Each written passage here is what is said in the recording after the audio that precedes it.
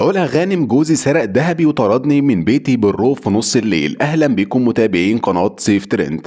كشفت الفنانة علا غانم تفاصيل استغاثتها من زوجها بعد ما تعرضت للعنف والسرقة والطرد من منزلها في منتصف الليل. وقالت علا غانم ان هي رفعت قضية خلع ضد جوزها رجل الاعمال عبد العزيز لبيب لوجود خلافات بينهم، والخلافات دي ما انتهتش بسبب سفرها المستمر للولايات المتحدة الامريكية، وان هي رجعت في شهر اكتوبر اللي فات علشان تنتهي القضية دي وتمارس حياتها بصورة طبيعية. لكن علا غانم نزلت على حسابها على انستجرام وقالت: سرق تليفوناتي وخواتم من ايدي وايد امي وذهبي، وطلعت بره بيتي بالروب اللي عليا في نص الليل، وانا مش عايزه غير اني كرامتي ترجع لي، وفقا لتصريحات موقع القاهره 24 والكلام ده اللي نزله القاهره 24.